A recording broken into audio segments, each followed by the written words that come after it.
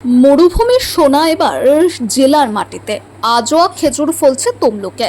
পশ্চিমবঙ্গের কৃষিজ মানচিত্রে এক অভূতপূর্ব পরিবর্তনের সাক্ষী হতে চলেছে পূর্ব মেদিনীপুরের তমলুক। যে খেজুরের জন্য আমরা দীর্ঘকাল আরব দেশ কিংবা মরু অঞ্চলের ওপর নির্ভরশীল ছিলাম, সেই সুস্বাদু ও পুষ্টিকর খেজুর এখন চাষ হচ্ছে আমাদের ঘরের কাছেই, তমলুকের মাটিতে। এটি কেবল একটি নতুন ফসলের চাষ নয়, বরং রাজ্যের কৃষি অর্থনীতিতে এক নতুন সম্ভাবনার দুয়ার খুলে দিয়েছে। প্রথাগত ধারার বাইরে এক সাহসী পদক্ষেপ। গ্রামীণ বাংলায় খেজুর গাছ আমাদের পরিচিত দৃশ্য। শীতের সকালে খেজুরের রসের হাড়ি কিংবা গুড় তৈরির চিরাচরিত ছবি বাংলার সংস্কৃতির সাথে জড়িয়ে আছে। কিন্তু সেই স্থানীয় খেজুর এবং বাজারে জনপ্রিয় আরব দেশীয় আজোয়া, মরিয়ব, মেজদুল খেজুরের মধ্যে বিস্তর পার্থক্য রয়েছে। স্থানীয় জাতের খেজুর সাধারণত বাণিজ্যিক উদ্দেশ্যে চাষ হয় না। এতকাল বাজারের অধিকাংশ উন্নত মানের খেজুর আসতো সুদূর মরু অঞ্চল থেকে। সেই প্রথা ভেঙে এখন তমলুকের মাটি দেখাচ্ছে নতুন পথ। মরুভূমির উত্তপ্ত জলবায়ুর ফসল আমাদের এখানকার মাটিতে সফলভাবে চাষ করে দেখালেন তমলুক ব্লকের খড়িডাঙ্গার গ্রামের সুব্রত মণ্ডল। মরু অঞ্চলের খেজুরের চাহিদা বাজারে আকাশ ছোঁয়া। নিজস্ব জমিতে এই চাষ সম্ভব হলে কৃষকদের আয় বহুগুণ বৃদ্ধি পাবে এবং আমদানির ওপর নির্ভরতা কমবে। খেজুর গাছ প্রাকৃতিকভাবেই কম জলে এবং বেশি তাপমাত্রায় টিকে থাকতে সক্ষম। বর্তমানে জলবায়ু পরিবর্তনের প্রভাবে যে অনিশ্চয়তা দেখা দিচ্ছে, সেখানে এই ধরনের ফসল চাষ অনেক বেশি নিরাপদ ও লাভজনক।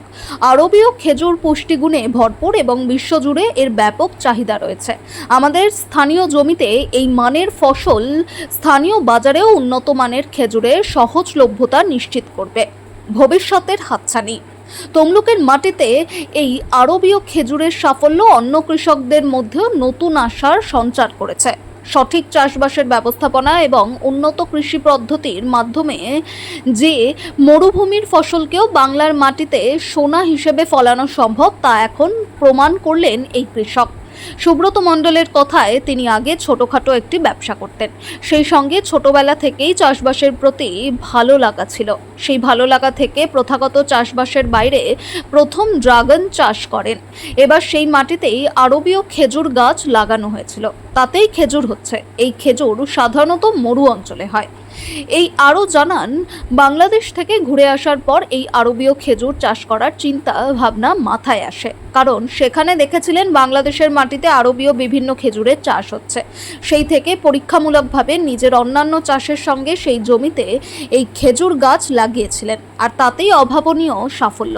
সামনের বছর থেকে আরও বড় আকারে এই খেজুরের চাষ তিনি করবেন বলে জানা যায়। মরু অঞ্চলের এই খেজুর গাছ তমলুকের মাটিকে শুধু সমৃদ্ধ করছে না, বরং বাংলার কৃষকদের আধুনিক ও লাভজনক কৃষির দিকে পা বাড়াতে অনুপ্রাণিত করছে। এটি কেবল খেজুরের চাষ নয়, বরং কৃষিতে নতুন উদ্ভাবনের এক সফল জয়যাত্রা। বাংলাদেশ গেছিলাম আমি মাঝে। তো বাংলাদেশে দেখে এলাম ওদের মাটিতে হচ্ছে। যখন বাংলাদেশে হচ্ছে তাহলে আমার দেশে কেন হবে না? এইটা নিয়ে তারপরে আমি নিজে হচ্ছে যে লাগিয়ে পরীক্ষা করে দেখলাম তো সফল। কিন্তু এতে কিছু সমস্যাও আছে। সমস্যাটা হচ্ছে আমাদের এখানে পাকতিছে, বাংলাদেশেও ততটা সফল নয়। এর দুটো প্রজাতি হয়, একটা হচ্ছে কাঁচা অবস্থা বিক্রি করা যায়, আর একটা পাকানোর পরে শুকনা করে বিক্রি করা যায়। তো কাঁচাটা এটা হচ্ছে শুকনো করে বিক্রি করতে হবে, আর যখন পাকবে তখন কিন্তু বর্ষাকাল, শুকনা করার কোনো জায়গা নেই। যার জন্য এটা ততটা সফল হবে না। যেটা কাঁচা তে বিক্রি করা যায় সেটাই এখানে একমাত্র সফল হবে। এবারে প্রথম এটা লাগিয়ে দেখলাম যে কেমন কি হয়। তো দেখলাম যে এখানে আমাদের মাটিতে হবে। এবার আমি যেমন বাঁকুড়াতে বাগান করছি, ওখানে এবার ট্রাই করব আমি ওই কাঁচা যে খেজুরটা ওর চারা লাগিয়ে যাতে ওই সফল হওয়া যায় আর কি।